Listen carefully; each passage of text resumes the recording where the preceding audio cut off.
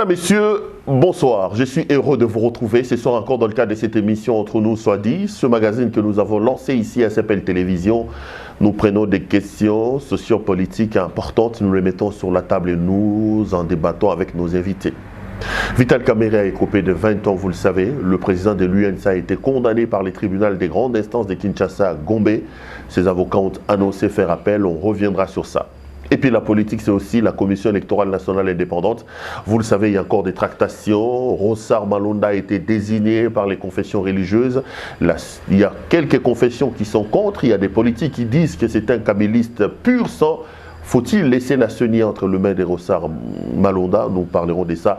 On reviendra également sur d'autres questions importantes d'actualité. Ce soir, je suis heureux de retrouver un homme qui était un habitué de mes émissions, mais que ça fait très longtemps qu'il a disparu de mes radars. C'est M. Hubert Tetika. Honorable Hubert Tetika, bonsoir. Bonsoir. Ça fait un grand plaisir de te retrouver sur ces plateaux. Hein. Le plaisir est le mien aussi. Quelle nouvelle? Qu'est-ce que vous êtes devenu? Je vous ai laissé au cadre de Ensemble, bon, à l'époque c'était pas encore Ensemble, je vous ai laissé au cadre des arcs d'Olivier Kamitatou, avant que le parti s'effondre dans le moule que Moïse Katumbi a créé. Qu'est-ce que vous êtes devenu? Vous êtes proche de Moïse Katumbi, vous êtes toujours dans l'arc, on vous sent plus? Non. Bon, l'arc fait partie de mon passé. Vous savez, après l'arc a intégré les G7. Après les G7 étaient ensemble, donc cette histoire a pris de l'ampleur, comme vous savez. Nous sommes allés même aux élections comme G7. Mais par après, bon, j'ai préféré prendre un peu ma liberté. J'ai vu que de plus en plus, le centre des décisions s'éloignait. C'est-à-dire, les décisions nous tombaient sur la tête, venant de très loin, et je me suis dit non, on ne peut pas. C'est-à-dire quoi? Vous voulez être dans la marmite, vous voulez être là où les grandes décisions se prennent, vous voulez comprendre l'essence des décisions? Nous voulons tout simplement être parfois et souvent d'ailleurs, aussi associés aux décisions qui nous concernent. Vous voyez, c'est-à-dire, on ne prenait pas de décisions comme ça qui nous tombent sur la tête, et puis après on applique. Hein? Nous avions quitté la majorité présidentielle à l'époque, comme ça, c'est-à-dire on vient nous dire un matin que voilà, vous n'êtes plus membre de la majorité présidentielle, vous faites partie du G7. Nous avions quand même accepté parce que bon, il fallait choisir.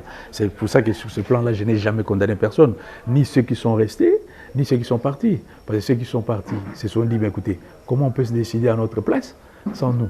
Ceux qui sont restés se sont dit, bon, c'est quand même notre famille politique, nous devons quand même être fidèles au parti. Ils sont restés. Mais néanmoins, cette expérience-là a fait qu'après, on a compris qu'il ne fallait pas que ça continue. Bon, après, quand on a vu que c'était encore ensemble, ça devenait... Je sais que c'était encore perméable, c'était encore visible, limpide d'ailleurs. Mais quand c'est devenu encore ensemble, c'était un méli-mélo, c'est-à-dire que c'est un fourre-tout, disons, hein, quelque part. Donc c'est comme ça que je me suis... Vous n'avez pas voulu disparaître dans l'océan, dans la marmite lancée par Moïse Katumbi? Surtout pas, surtout pas. C'est comme ça que j'ai pris un peu ma liberté, et puis voilà. Vous savez, un politicien... il est toujours là, souvent, soit on est en réserve de la République, soit on est en action, quoi. Non, mais vous faites quoi finalement? Vous avez créé votre parti politique, parce que bon, vos détracteurs diront peut-être que le choc de l'échec aux dernières élections vous accable encore, on ne vous sent pas, vous ne vous êtes pas encore remis de cet échec-là. Qu'est-ce que vous êtes devenu finalement? Échec aux dernières élections, oh là là. On va parler de ces élections d'ailleurs. Hein? On va parler de ces élections pour voir s'il y a eu échec ou pas. Bon, c'est pas ça. Non. C'est-à-dire, à un moment, je me suis dit, il faut prendre un peu du recul là. J'ai pris du recul. J'aurais voulu faire comme tout le monde, je serais dans ces parlements. Je ne sais pas si vous comprenez. Hein? J'aurais voulu lécher le bot et faire comme tout le monde, je serais dans ces parlements. Mais je suis un homme de conviction, j'ai voulu rester moi-même et je me suis dit non. Voilà, c'est comme ça que je suis resté. Bon, évidemment, le système a fait que, bon, nous soyons dehors, on est en réserve de la République. Et pendant ce temps, on réfléchit, on écrit. Et puis voilà. Et d'ailleurs, j'ai appris que vous êtes sur le point de publier un ouvrage. On en parlera peut-être quand l'ouvrage sera prêt.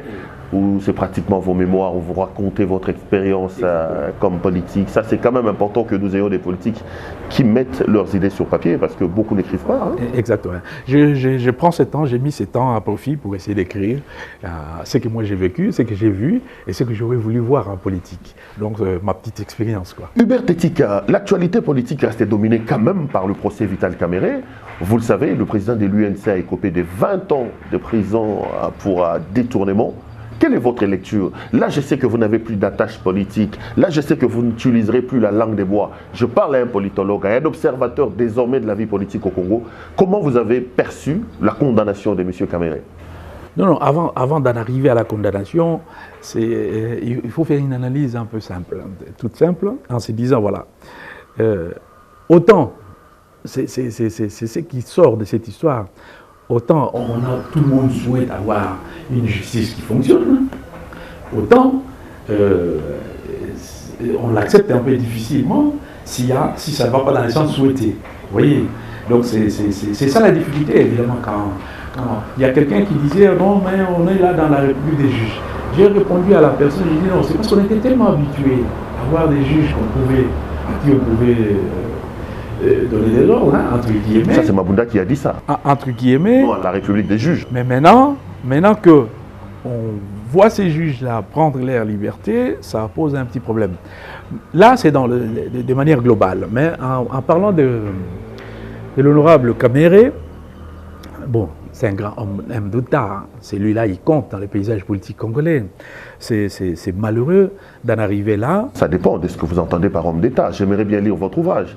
Quelqu'un qui est accusé d'avoir détourné plus de 40 millions de dollars américains, malgré la souffrance des Congolais. Quelqu'un dont on dit qu'il aurait détourné l'argent des médicaments, l'argent de ceci. Vous me regardez en face, vous me dites que cet homme-là, c'est un homme d'État. On n'a peut-être pas la même conception de ce qu'on entend par homme d'État. C'est pas pour autant qu'il a perdu sa qualité d'homme d'État. La qualité d'homme d'État, c'est-à-dire, c'est cette capacité qu'a quelqu'un, par moment, l'homme d'État est d'abord, naturellement, homme politique. D'abord, c'est un politique. Mais l'homme d'État a, en plus d'être l'homme politique, la capacité d'adapter son comportement et son action par rapport aux intérêts de l'État, au contexte et surtout aux intérêts de l'État. Oui. Et quelqu'un qui a détourné ne met pas en avant-plan les intérêts de l'État. C'est une parenthèse qu'on ouvre. Oui, c'est une parenthèse. Hein. Je suis content de te recevoir aujourd'hui comme politologue, comme scientifique. Donc on dira un peu de tout, quoi. Je ne me mets pas dans une optique de juger. Je ne juge pas. Et là, le jugement la procédure est toujours en cours. Il a la possibilité d'aller en appel. On ne sait pas ce que l'appel va donner. Donc, je n'entre pas encore là, vraiment dans le fond. Je n'entre vraiment pas dans le fond. Je me refuse d'entrer même dans le fond. Je mets seulement un petit regret par rapport à l'homme que je connais, par rapport à ce qu'il représente, ou ce qu'il représentait, si vous voulez. Donc, ça dit que je vois là un homme d'État du sérail. Dans le sérail politique congolais, c'est un nom qui est connu. Personne ne va dire non. Quand on cite Kamere, tout le monde sait de qui il s'agit. Donc, il a fait un peu l'histoire de ces pays, qu'on le veuille ou non, il faut qu'on se le dise. Il a fait l'histoire du pays. Maintenant, il se retrouve dans cette position. Je n'entre pas dans parce que ce n'est pas le moment de tirer une conclusion définitive. Bon, la procédure est encore là. Sur une ambulance quand même, quelqu'un qui est dans des salles, dans des beaux draps, on laisse le temps. Donc, on laisse le temps, voir un peu ce qui va arriver, mais seulement, c'est quand même un peu regrettable. Mais par contre, j'ose espérer, parce qu'il a créé un mouvement. Il était à la tête d'un mouvement qui est même en coalition avec le chef de l'État.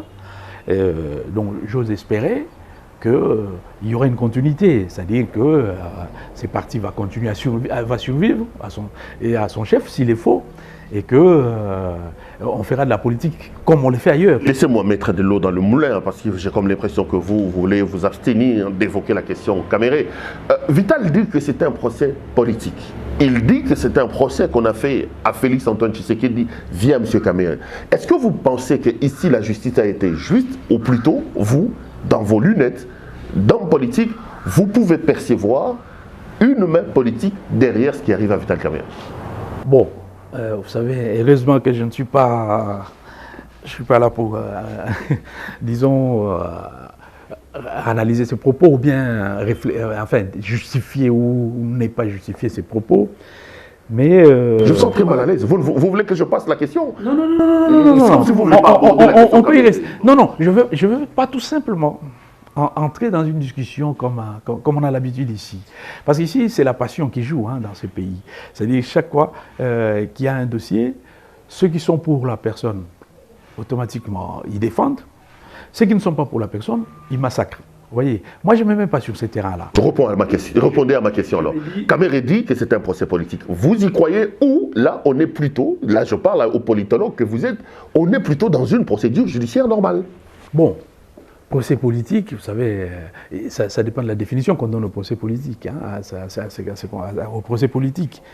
Bon, un procès politique, à ce que je sache, relève et a un fondement purement politique. C'est-à-dire, vous créez un problème, une insurrection, vous faites ceci, vous créez un désordre dans le pays et tout ça. On peut vous amener suite à un procès politique. Très souvent, les opposants ont toujours vécu ça. Mais bon, quand il y a une implication financière ou des choses comme ça, c'est aussi autre chose. Donc, mais ça dépend. Peut-être que lui n'a pas bien explicité. Il ne peut peut-être parler. J'ai compris que d'ailleurs, quand il parlait, qu'il ne voulait pas. C'est pour ça que j'ai dit un homme d'État, il ne voulait pas tout dire en réalité. C'est ce que moi j'ai compris. J'ai compris qu'il ne voulait pas tout dire. Bon, peut-être c'est lui qui a vraiment il connaît le secret de ce qu'il dit. Bon, est-ce qu'on va dire non parce qu'on ne connaît pas réellement ce qu'il voulait dire? Est-ce qu'il faut dire oui parce qu'il a dit? Non, je ne pense pas. Moi, je pense que peut-être qu'il aura le temps un jour de justifier ça et de dire réellement de quoi il s'agit. Je vous ai eu plusieurs fois sur mon plateau, mais je vous ai vu très rarement être prudent comme ça sur une question. À la rigueur, il ne vous reste plus qu'à me dire, allez, on passe à autre chose. Mais laissez-moi m'attarder là-dessus.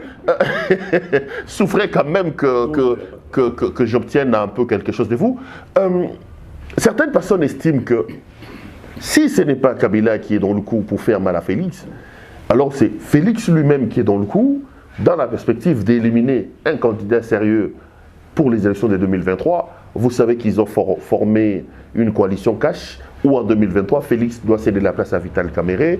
Et certains barbouzes de l'UNC estiment que c'est un coup fourbi par Monsieur le Président de la République pour écarter Kamerhe en perspective des élections 2023. Est-ce que vous pensez qu'en politique, de votre expérience, ça peut également être quelque chose, une hypothèse qui peut tenir? Vous savez, on a entendu ça avant, même en cours du procès. Non, on veut éliminer un candidat, on veut éliminer un adversaire en 2023, on veut ceci, éliminer un adversaire, quelqu'un qui fait de l'ombre à tout le monde et tout ça. Ça, on a entendu, non? Pendant le procès. Même avant le verdict, on a entendu. Mais maintenant, prenons le cas inverse. S'il avait été acquitté, tous ces discours disparaîtraient. On dirait, ouais, la justice, elle est vraiment correcte, elle est ceci, elle est cela. Comprenez? C'est-à-dire que le mal ici, chez nous, dans le pays, c'est qu'on n'a pas fait du mal à accepter des erreurs. Quand on commet une erreur, on a tendance à vouloir chercher, à justifier, à chercher des boucs émissaires, comme on peut dire. C'est-à-dire que ça doit venir forcément des gens, ça doit venir forcément de quelqu'un. Les gens n'assument pas leur acte. Voilà, c'est ça le problème. C'est pour ça. Là, je parle de tout le monde. Hein. C'est un cas vraiment général dans le pays. C'est pour ça, vous voyez, je suis un peu plus prudent dans ces dossiers. Je me dis, il ne faut pas non plus que je sombre, moi, dans ce que dit les communs mortels. Parce que chacun a sa position. Parce que si aujourd'hui j'ai dit oui, ah non, il fallait l'arrêter, tout de suite tu vas dire ah non, il est contre Kamerhe. Si j'ai dit non, il ne fallait pas l'arrêter, on va dire non, mais il n'est pas responsable, il ne comprend pas. Vous voyez, donc c'est-à-dire que c'est un vrai problème. Moi je pense que si on lit, on a suivi le procès, on a suivi les jugements, hein, 63 pages, hein, il faut prendre le temps de lire un peu ces jugements. Bon, la procédure est encore en cours parce qu'ils ont clairement annoncé qu'ils vont interjeter appel, ça c'est clair. Donc, moi je pense que la moindre des choses, c'est de ne pas chercher à indiquer quelqu'un. Et si, parce qu'on dit ça, et si un appel on l'a quitté? Maintenant c'est fini, donc on va dire que non, maintenant ça va, c'est pas Félix qui l'a fait arrêter, c'est pas Kabila qui voulait s'en débarrasser. Vous voyez? Donc c'est ça le vrai problème. Donc attendons voir, mais ne mettons peut-être pas la charrue avant le bœuf. Hubert Tetika, alors on passe à autre chose, on laisse le procès Kamerhe en attendant que l'appel, parce que bon, j'ai quand même un suivi qui vont aller en appel, ils peuvent aller à la Cour constitutionnelle, après il va même prévoir d'aller vers les instances internationales au cas où ils n'obtenaient pas gain de cause. J'ai suivi Maître Kabengele dire ça sur TV5. L'actualité c'est aussi la CENI. Vous avez une certaine expérience, vous avez été député lors de la transition, vous avez été député élu à Kwangu je crois. D'ailleurs comment ça à Kasongonda plus précisément. Le Kwangu, oui. Ça se porte bien. Oh, ben vous savez, La dernière fois que je vous ai reçu, à l'époque, c'était Larousse Kiaboula qui était... Non, Larousse Kaboula, pas Kiaboula, c'est le gouverneur du Haut-Katanga. Qui était gouverneur à l'époque, vous veniez quand même un plaidoyer pour la province. Hein. Oui. Non, il faut soutenir sa province. Donc aujourd'hui, le Kwango se comporte comme toutes les provinces, enfin, toutes celles qui sont sans moyens et à qui on ne donne pas les moyens de leur politique, de sa politique. Donc, je comprends le gouverneur qui est là, l'équipe qui est là. Comment voulez-vous? Vous savez, vous pouvez beau être intelligent, vous pouvez faire tout ce que vous voulez, mais on vous donne une province, s'il n'y a pas de moyens, on va vous dire créer. Mais oui, il faut créer, mais avant de créer, vous savez, même pour créer, il faut des moyens. Donc c'est ça le problème, le Kwango. C'est pour ça que moi, je n'ai jamais accepté. Et je l'ai dit même dans mon livre à apparaître là, je n'ai jamais accepté le découpage qui a été fait. J'étais en province comme ministre provincial, j'ai vu l'évolution de toutes ces provinces. Je pense qu'on aurait pu d'abord attendre. On a découpé pour des raisons qui sont vraiment tout à fait autres que des raisons de développement. Non, en tout cas, à mon sens, hein, vraiment autres que pour les raisons de développement. Et voilà, maintenant, on se retrouve avec des provinces sans infrastructure d'accueil, sans argent, sans rien. Donc, et maintenant, je ne sais pas. Moi, aujourd'hui, vous me lisez gouverneur du Kwango, je refuse. Sincèrement, je refuse. Parce que ça ne sert à rien. C'est pour être critiqué 2 ou 3 mois ou 6 mois après. Hein, parce qu'il n'y a rien. Donc, il faudra qu'on voit un peu ce qu'il faut faire avec les provinces. Revenons sur la CENI. Vous voulez dire d'ailleurs... La Constitution l'a dit, que l'article 220, je crois, il ne faut jamais réduire les prérogatives des provinces. On ne l'a pas réduit comme tel, visiblement, mais on a fait en sorte que certaines provinces ne fonctionnent pas.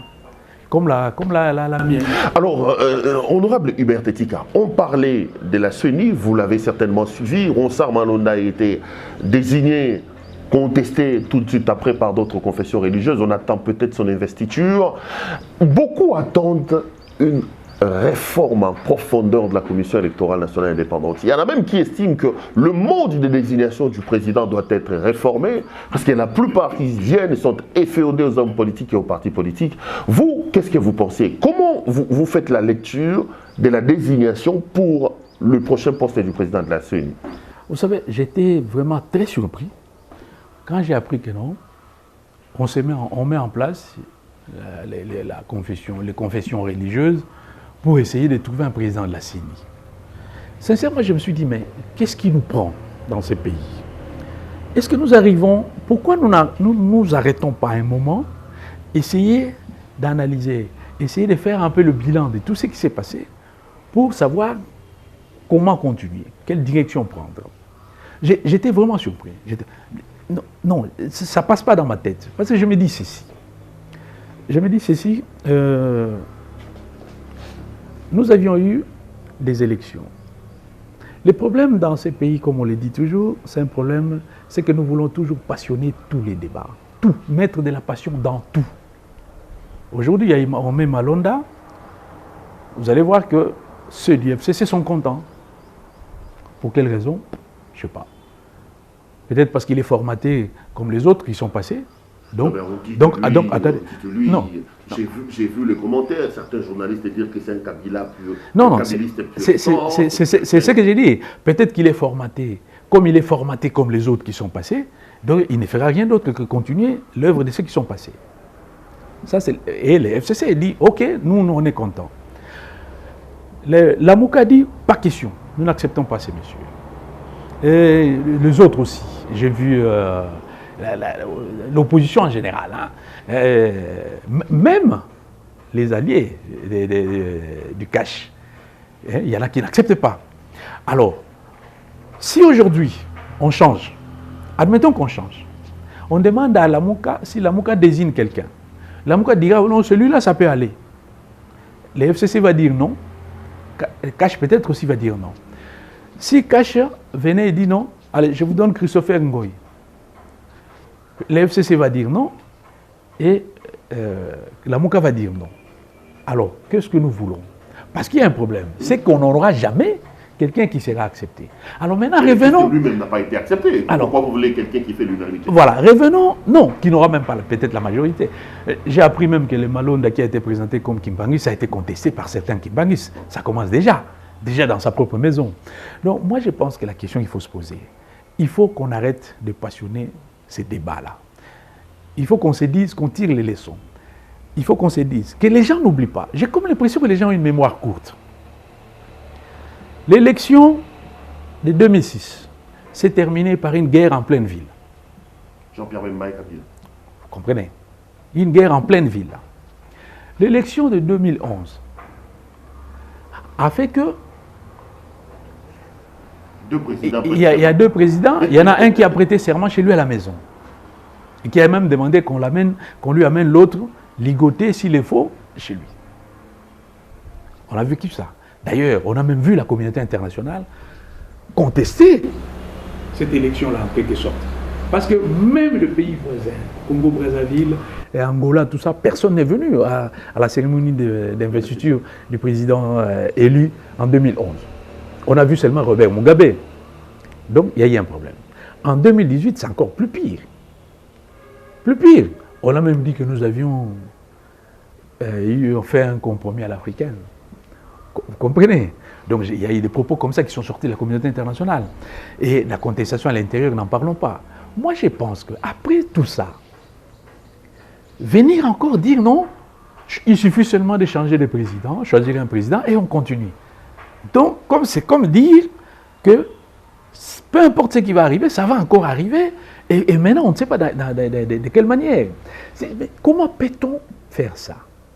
Vous savez, quand je dis que les gens ont une mémoire courte, je vais commencer d'abord par les amis du FCC, par exemple. Enfin, ceux qui applaudissent Malonda, ceux qui veulent de Malonda.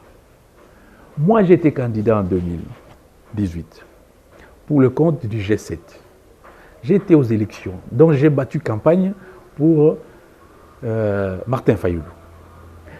Je vous dis ce que j'ai vu moi. Moi, j'ai sous-estimé à un moment. Je me disais, ce peuple ici, non, un peuple qui applaudit tout, qui pousse même les dirigeants à rester trop longtemps, ou mais là, faites ceci, faites cela. Je me suis dit non. Mais quand j'ai vu ce que j'ai vécu à l'élection, j'ai vu les gens voter pour quelqu'un qui ne connaissait même pas, qui les ignorait même le nom. Ils avaient juste peut-être les chiffres 4, c'est tout. Là où j'étais moi. Je me suis dit, mais tiens, qu'est-ce qui se passe?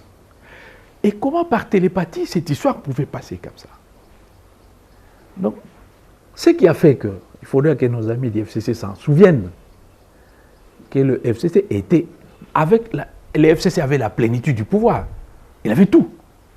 Cette CENI dont on parle, c'était vraiment sous la coupe du FCC, on peut le dire quelque part. Aujourd'hui, on peut le dire. Vous comprenez? Donc, même le tout-puissant Bassengeji, qui tenait l'informatique, en fait, c'est lui qui dirigeait la CENI, même le tout-puissant Bassengeji n'a pas pu faire élire Shadari, même par fraude. Disons les choses clairement, même par fraude. Ça veut dire quoi? Ça veut dire que le peuple a réagi d'une manière pour dire aux hommes politiques que si moi, peuple, je veux vraiment que les choses changent, ça change. J'ouvre une parenthèse avant que je vous laisse terminer. Vous croyez que c'est le président Félix qui a été élu? Vous avez battu campagne pour comment ça s'appelle, pour Martin Fayoulou. On dit que, bon, la Mouka dit que c'est Fayoulou. D'ailleurs, Fayoulou réclame encore la vérité des urnes jusqu'aujourd'hui. Et on dit que le président Félix Tshisekedi est là. À l'issue d'un accord secret passé par Kabila, il aurait été troisième. Je relaie la Mouka. Enfin, laissez-moi évoluer, on ne va pas revenir sur un débat qui est dépassé. Aujourd'hui, je peux vous l'annoncer, moi je souhaiterais que le président Félix réussisse. Je souhaiterais qu'il réussisse. Vous ne répondez pas à ma question. Non, j'ai dit... Vous voulez encore brandir la carte de la prudence comme vous l'avez fait dans le dossier Kabila. Est-ce que c'est Fayoulou qui a gagné les élections, vous qui avez battu campagne pour Fayoulou, ou c'est effectivement Félix qui a gagné? Qui suis-je pour donner un résultat final? Mais j'ai dit, là où moi j'étais, j'ai vu que Fayoulou a dévancé tout le monde. Là où j'étais chez moi, dans Kasumulunda. Et personne ne me contredira. Ça, je l'ai dit.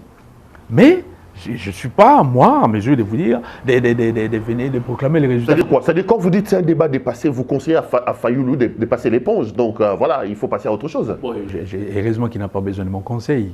Il est encore dans la vérité des urnes, dans la quête de la vérité des urnes. Heureusement qu'il n'a pas besoin de mon conseil. Moi, tout ce que j'ai dit, aujourd'hui, ce pays a un chef d'État qui est accepté par tous, qui s'appelle Félix Antoine Tshisekedi Tshilombo.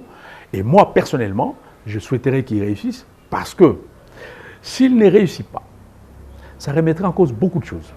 Cette histoire de passation de pouvoir civilisée sera remise en cause. Les gens vont dire ah, mieux vaut que quelqu'un qui reste trop longtemps ou des choses comme ça. Vous comprenez? S'il ne réussit pas, donc ça mettra le pays dans une situation un peu grave. Mais 2 ans après son arrivée au pouvoir, vous pensez qu'il est sur la bonne voie? Il a trouvé le dollar à 16, on en est à 20. On dit de lui qu'il est toujours un peu... voilà, le FCC qui est là, l'ombre de Kemila planerait toujours. Est-ce que vous pensez qu'il est en bonne voie, vous? Citez-moi le nom d'un président qui a trouvé le dollar à un niveau et qui l'a baissé. Citez-moi un. On part toujours de quelque part et puis on monte. Tous. Citez-moi un. Si je vous demande, le président Kabila Joseph a trouvé le dollar à combien et il est sorti à combien? Vous ne répondez pas à ma question. Vous pensez qu'en 2 ans, Félix est sur la bonne voie? Je pense que le président Félix a beaucoup de choses. Non, le président Félix. Là est élogieux pour vous. Le président, 2 ans de Félix. Le président Félix a beaucoup de choses à revoir. Le fonctionnement de sa présidence, de son cabinet, il doit revoir. Ça, c'est clair. La cacophonie qu'il y a à la présidence, tout le monde le sait. Nous avions vécu des choses pas possibles ici. Il a ça à revoir. Il a peut-être à voir, bon, est-ce qu'il a besoin d'un gouvernement de cette taille? Il a peut-être ça aussi à voir, et tout ça. Il a beaucoup de choses à revoir, mais je pense que... Le bilan. Je pense que... Le bilan, regardez-moi. Attendez. Vous savez, vous pouvez demander à quelqu'un le bilan d'une semaine ou le bilan de 5 ans. Qu'est-ce qui compte? C'est le bilan de 5 ans. Quand on va finir le mandat, qu'est-ce qui sera? Quel sera le... Vous avez dormi aujourd'hui pour fuir toutes mes questions comme ça? Non, je ne fuis pas, je suis en train de vous dire.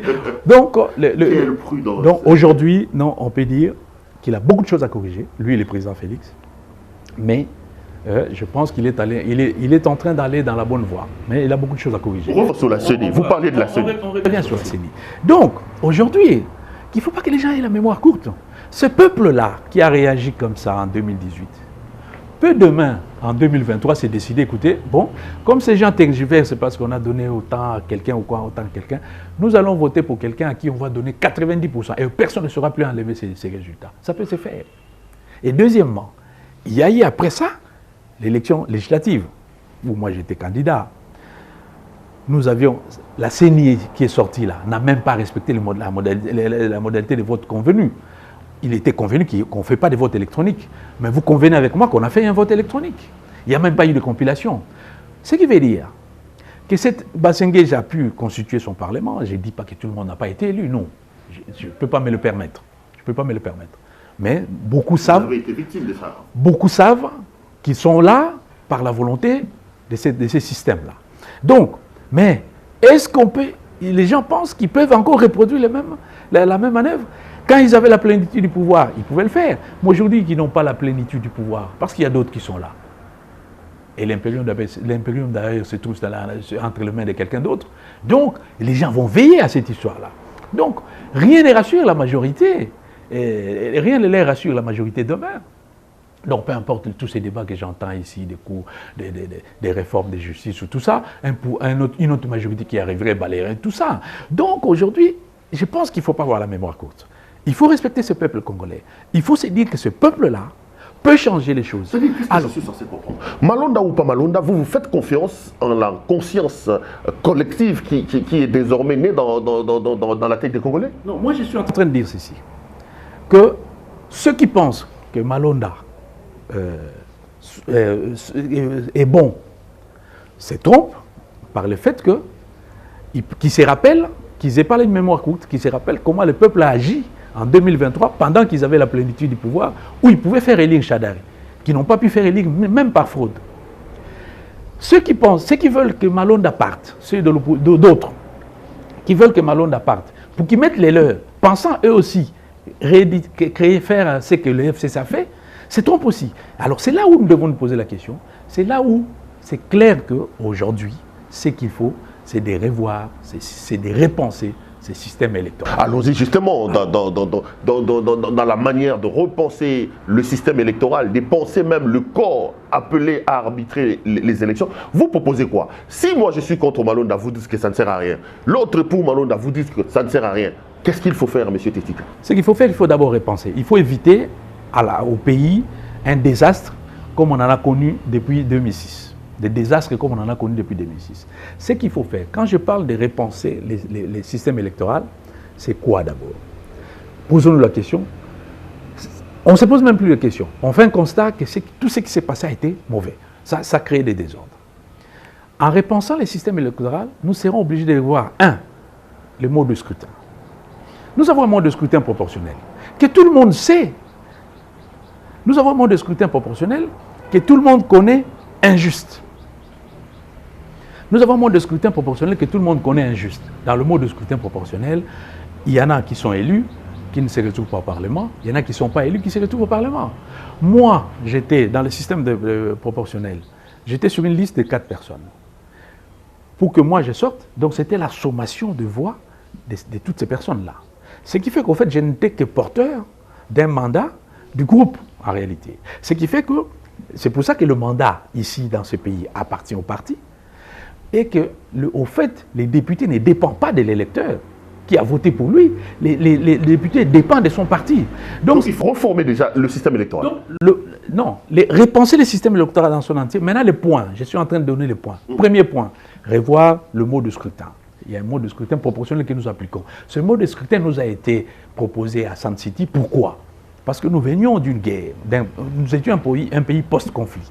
Et quand vous sortez comme ça d'une guerre, on cherche à mettre en place un système qui permet à tout le monde d'être au moins représenté au Parlement, pour que les gens ne soient pas tentés de retourner dans la forêt pour prendre les armes, s'ils ne sont pas représentés dans les institutions. Voilà pourquoi on a mis ça. Mais maintenant, tout en sachant que c'est un mode de scrutin injuste, qui fait que beaucoup sont élus, ne sont pas au Parlement, et beaucoup ne sont pas élus, c'est le tout au Parlement. Doit-on continuer comme ça? Mais 17 ans après. Ça fait quand même 17 ans que ce mode de scrutin, en 2023, ce mode de scrutin fera 17 ans. Doit-on continuer comme ça? Ça, c'est un. Donc, il faut changer le mode de scrutin. Admettons qu'on adopte, maintenant on peut donner des pistes, évidemment, on ne va pas entrer dans ça. Donc, le mode de scrutin proportionnel doit être revu au profit d'un autre mode de scrutin, majoritaire, simple, majoritaire, à liste, tout ce que vous voulez. Et d'ailleurs, en changeant les modes de scrutin, nous avons besoin d'avoir des groupes politiques forts ici. Un pays ne peut pas fonctionner avec 700 partis politiques, c'est de la folie. C'est vraiment de la folie. Mais on ne peut pas non plus prendre un micro et dire aux gens que vous n'êtes plus parti politique, on vous supprime. Non, ça ne se fait pas comme ça. Il faut mettre en place un mécanisme d'auto-élimination. Par exemple, là, dans les élections, dire que tout parti qui n'a même pas un seul élu s'auto-dissout automatiquement. Ce qui va pousser les gens à entrer dans de grands groupes. Et ça va réduire le nombre de partis. Et le débat sera clair. Quand on débat, si on a 3-4 grands partis, le débat sera vraiment clair. Mais quand on a 700 partis, les petits partis, qui n'ont aucun élu, mais qui fait partie d'un groupe, qu'est-ce qu'il va faire? Il va vraiment essayer d'appuyer aveuglement tous les désirs de ces partis-là. C'est comme ça que nous nous retrouvons aujourd'hui avec des hommes politiques qui ont essayé de brader leur capacité de penser. Vous savez qu'aujourd'hui, il y a beaucoup d'hommes politiques qui pensent par procuration. C'est-à-dire, on pense pour eux. Quand il y a un problème, ils attendent. Qu'est-ce que l'autorité morale va dire? Et quand l'autorité morale va parler, c'est cette voie-là qui va suivre. Oui, voilà. Et même s'il n'est pas d'accord avec cette position, il ne peut même pas oser le dire. Donc, il faut qu'on revoie de ce côté-là, le mode de scrutin, comme j'ai dit. 2, il faut revoir les modalités de vote. Comme je disais ici. Quelles sont les modalités? Nous faisons, on se met d'accord avant l'élection. Mode de scrutin, élection manuelle ou électronique. Si vous voulez mon avis, l'élection électronique n'est pas mauvaise. On pensait vraiment qu'elle était mauvaise, cette élection. Enfin, on pensait qu'elle était mauvaise, les votes électroniques. Non. Vous savez, avant quand on allait, on se disait, mais combien de temps on va perdre devant la machine, hein? Il y en a même des hommes politiques qui ont même fait des calculs, hein, combien une personne pouvait mettre devant une machine. Mais quand on est allé voter, on a vu que c'était quand même un peu rapide. C'est vrai, si on est honnête, Si on est vraiment honnête, pour un pays avec de telles dimensions, c'est le mode de scrutin qu'il faut. Pardon, c'est le mode de vote qu'il faut. Le mode de vote qu'il faut. Mais à une seule condition. Que ce ne soit pas des Bassengezi qui gèrent l'Internet, qui gèrent les... Vous avez un problème avec Bassengezi ou quoi? Non, non, non, du tout. Mais monsieur, c'est ce qu'il a fait. C'est pas... Donc, il faut éviter... Il faut que, alors, là où on gère les serveurs, là où tout se passe, il faudra que tout le monde soit là, peut-être, pour veiller. Ou donner sa karma à des structures extérieures. Pourquoi ne pas donner les serveurs à une institution extérieure? Pourquoi? Par exemple, c'est des hypothèses. Les résultats qui tombent sont relayés tels que tombés. Vous comprenez? Comme s'il n'y aura pas de contestation. Mais, bon, là, je suis sorti un peu en donnant mon avis, mais je voulais dire seulement, deuxième point, après les modes de scrutin qu'il faut revoir proportionnel, il faut revoir le mode, il faut se mettre d'accord sur une modalité de vote. Et quelle modalité nous prenons? Quel mode on prend? Électronique ou manuel? Troisièmement, il faut voir un peu le pouvoir organisateur de l'élection. C'est là où il y a le problème. Là où il y a le problème. Après cette expérience-là, bon, la CENI, et puis, qui a dit qu'il faut que ça soit seulement une confession religieuse? Qui a dit ça? Pourquoi ça? Même si on l'a dit, mais pourquoi? Vous pensez vraiment que c'est seulement là qu'on trouve des gens honnêtes? Non.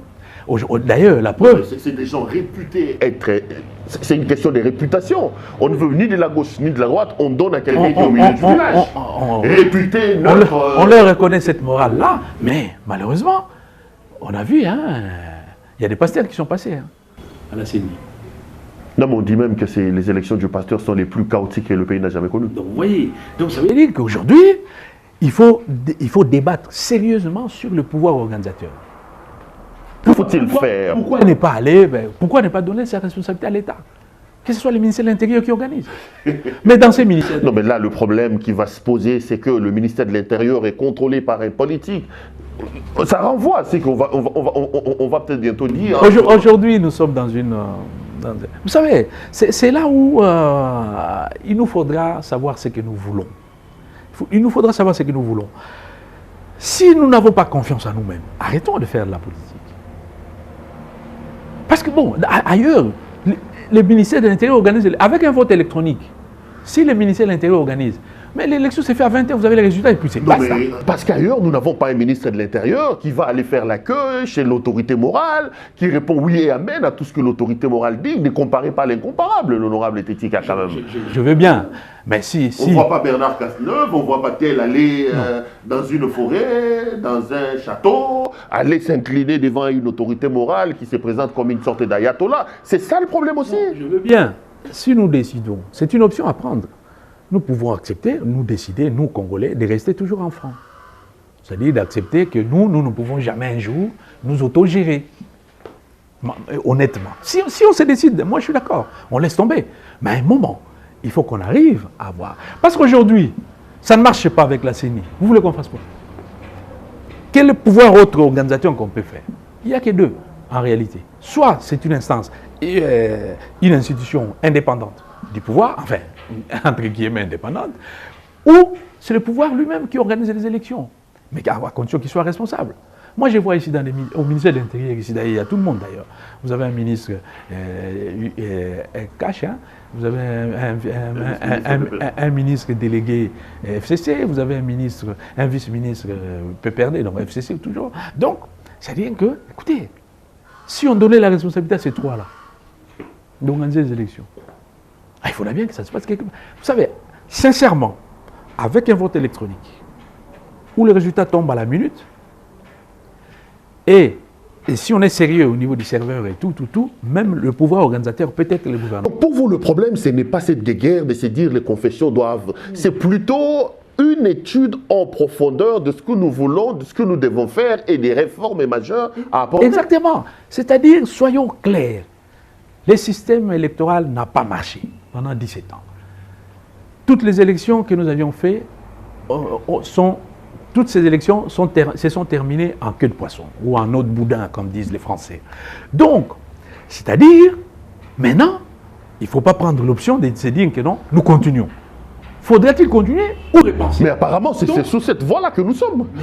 L'affaire Malonda nous démontre que là, on va tête baissée, on fait de la politique d'autruche, comme on dit. Non, mais, écoutez, Malonda, on cite son nom déjà en 2020. J'ai bien peur qu'il n'atteigne pas 2023 par rapport à toutes ces critiques, il pourrait même démissionner lui-même un jour. Non, non, c'est-à-dire, est-ce que doit-on continuer? Si déjà on part comme ça, c'est fini. Bonjour les dégâts en 2023. Bonjour les dégâts. Donc, alors, qu'est-ce qu'il faut? On n'a pas d'autre solution que de repenser les systèmes électoraux. Et repenser les systèmes électoraux veut dire, c'est poser des vraies questions, c'est regarder les yeux dans les yeux, c'est dire, faudra-t-il continuer avec les systèmes proportionnels injustes? Ou il faut un autre mode de scrutin. Deux, faudra-t-il continuer avec le vote électronique ou revenir au vote manuel?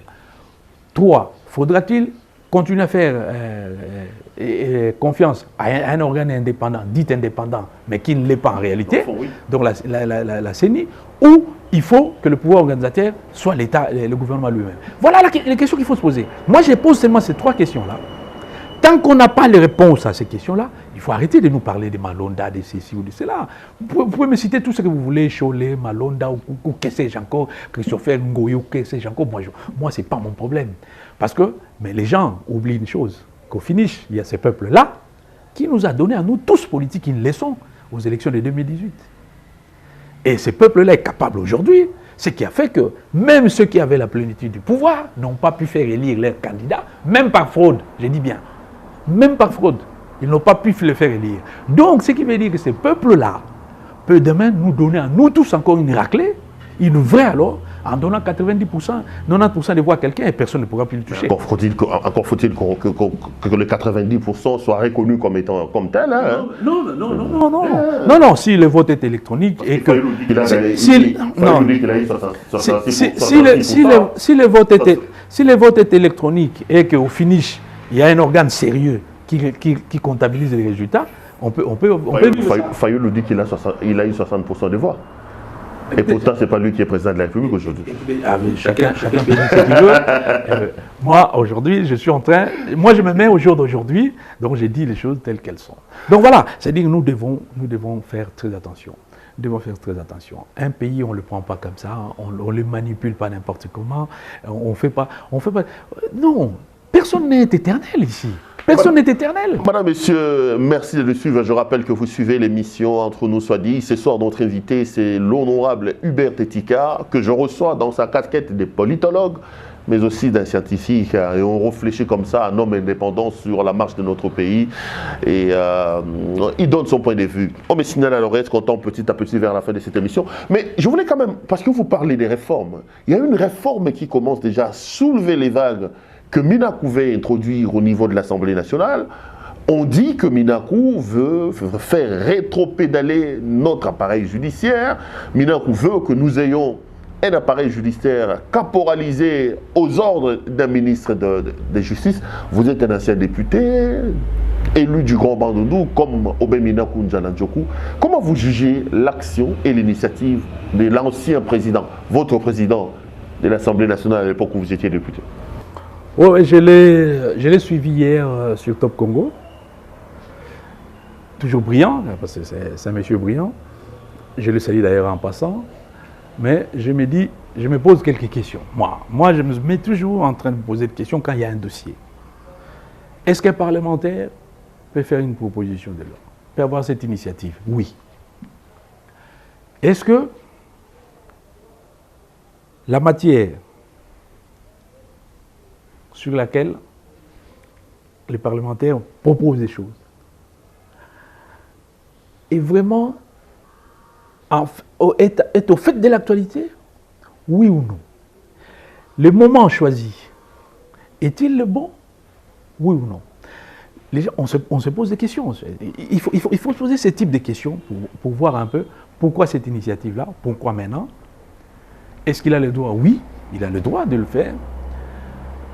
Bon, il est membre d'un groupe politique, d'un camp politique, peut-être c'est de bonne guerre, mais attention, la réforme ne va pas concerner seulement les camps politiques, la réforme va concerner tout un État. Tout un État. C'est-à-dire, on ne réforme pas pour 1 an ou 2 ans, on réforme pour changer l'orientation d'une politique d'un État. Est-ce que le moment choisi est le bon? je pense qu'avec ce qu'on a vécu, l'histoire des 100 jours, l'histoire de la justice aujourd'hui, les gens, légitimement, peuvent se poser des questions. Hein, pourquoi on met ça? Est-ce qu'on ne veut pas empêcher quelque chose de tout ça? Mais moi, je n'entre pas dans ça. Seulement, je me rappelle aussi. Je me rappelle aussi que l'article 220 verrouille aussi quelque chose autre que l'histoire des mandats. Il empêche aussi qu'on mette à mal l'indépendance du pouvoir judiciaire. Si ça va aller dans les sens... Et le projet de Minakou, vous pensez que ça vient tordre un peu le coup Je n'ai pas eu le projet, je vais chercher un exemplaire, je ne l'ai pas lu, mais j'ai entendu des commentaires par-ci par-là. Lui-même a dit non, ce n'était pas le cas, mais j'ai entendu les commentaires de beaucoup de gens, évidemment. Je prends les commentaires, je les lis, je ne les prends pas comme tels, comme monnaie courante ou bien parole d'évangile. Mais je me dis, quand on lit tout ce qu'on voit, quand je vois tout ce que je lis, pardon, je me dis, les gens se posent des questions, les gens se disent que non, ça doit être fait pour une raison, pour empêcher...